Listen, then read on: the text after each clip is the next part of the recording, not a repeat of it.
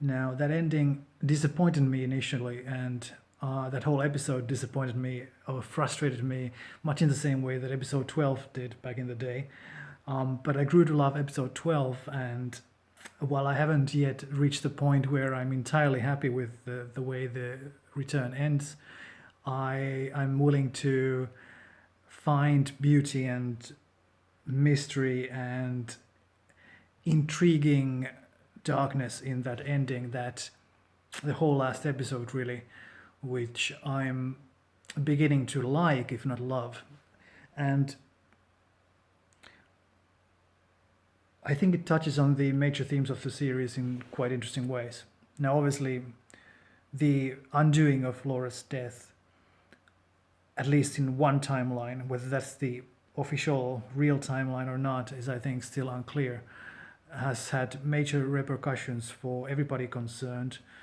Not only the people of Twin Peaks, but also the protagonist of that tale, Laura herself, and of course Dale.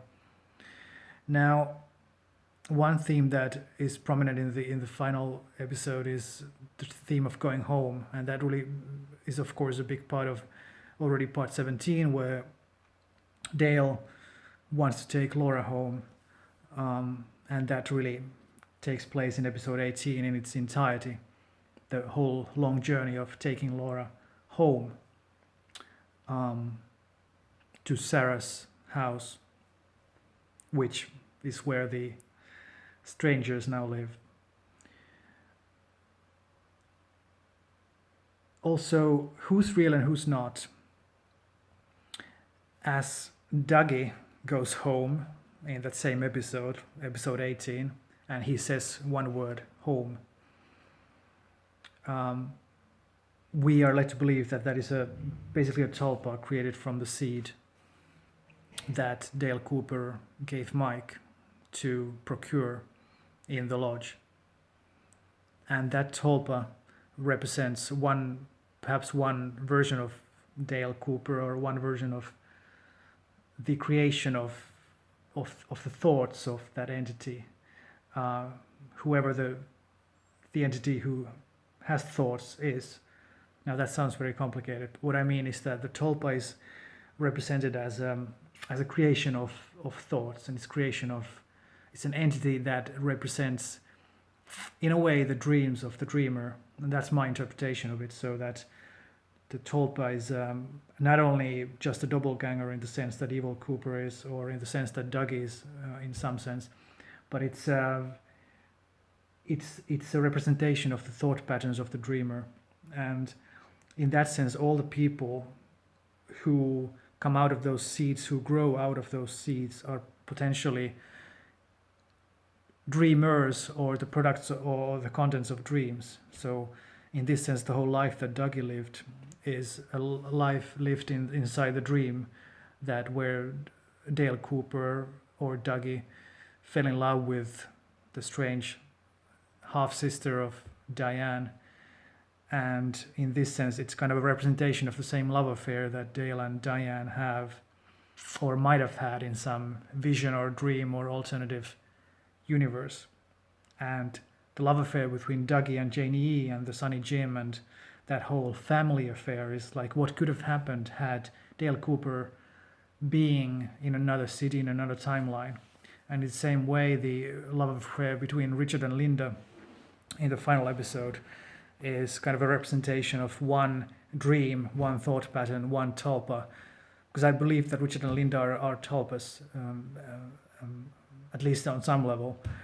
They are tulpas, or representations of the dreams of the dreamer who live inside that dream. That dream, which is the creation of the thoughts of Dale Cooper and Diane. But I don't think there necessarily is any original person behind them. I think it's as in the Gordon Cole dream of Monica Bellucci, we are all dreamers inside the dream, and as episode 17 slowly drifts into that point where everything is resolved, the sort of dream comes to an end, at least one dream, and another begins. And as everybody tries to get home, various dreams are coming to a close in a way, and various families come together or break apart in different ways, and the love affair between Diane and Dale takes on many forms.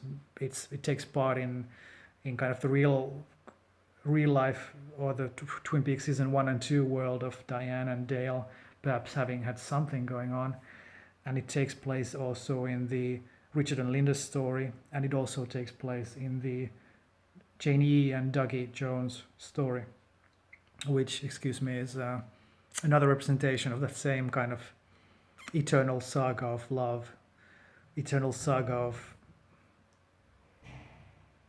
the possibilities open to people as dreamers, of finding meaning and finding home in life, and the search for home, which takes Dougie back to Janie and which takes Dale to Sarah's house. That leads Dale to take Laura's hand and twist her into another universe, which, since Laura is snatched away, might not be the universe that Dale would have liked her to go to, but nonetheless she is snatched into another universe, another timeline, and thus another home in a way. It might not be the home that she wanted, it might not be the home that Dale Cooper wanted, but that long dark journey through the highways of well, really across the United States, from Texas to Washington State in episode 18, represents that dark journey to find home in a nightmare, and that realization of waking up from the dream perhaps, but also finding home that you didn't know you had or didn't know you wanted, or that was perhaps in an alternate timeline that you had some glimpses of but couldn't quite reach. And I think there's a lot of mystery in how this all works together. Like, who's the real dreamer? Who are the tulpas? Is Dale Cooper a tulpa, like, to begin with? Are all human beings creations of thoughts? Are all human beings tulpas? Can we separate cleanly between who is real and who is not? As Dale and Diane ask each other when Dale exits the red curtains at the beginning of episode 18, are you real? Are you really? Is it really you? And is it really you? They ask each other. This question is really the question that I think we all have to ask. Am I Richard? Am I Linda? Am I Dale? Am I Dougie? And am I Laura? Am I Carrie? Is my mother's name Sarah? That sounds vaguely familiar, as Laura or Carrie says in episode 18 when Dale meets her. There's a lot to unpack here, but I think the concept of reality being a kind of nested dreams within each other, and also timelines warping, and timelines all having some kind of a mirroring of what's going on in alternate timelines is I think key here. In the end, I don't think there's any coherent ultimate explanation that I have here, but I do think that part 18 puts a lot of things in context. The whole Dougie storyline can now be seen as, just like the Richard Linda story, as kind of alternate timeline where Dale and Diane got married, or versions of them. And the whole waking up from Dougie's dream, it's not just, Dougie being this brain dead moron, but Dougie being also having to wake up in the same way.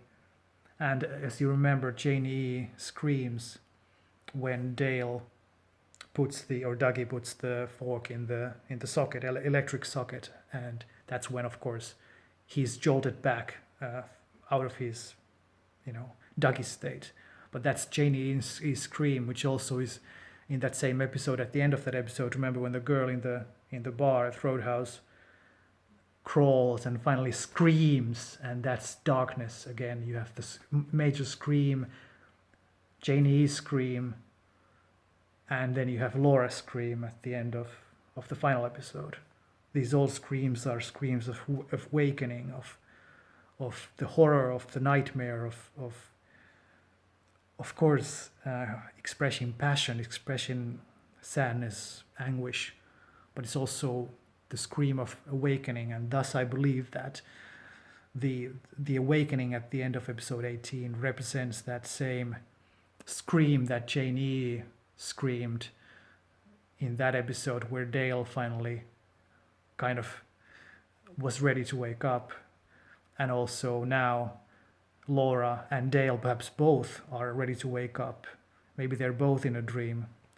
Whose dream? Maybe Laura's, maybe Dale's, maybe someone else's. Maybe they're both tulpas. Maybe we don't know which timeline, which reality we're in. We don't know who's real, who's not, who's tulpa, who's a human being, who's the dreamer, and who is kind of a side character in someone's dream.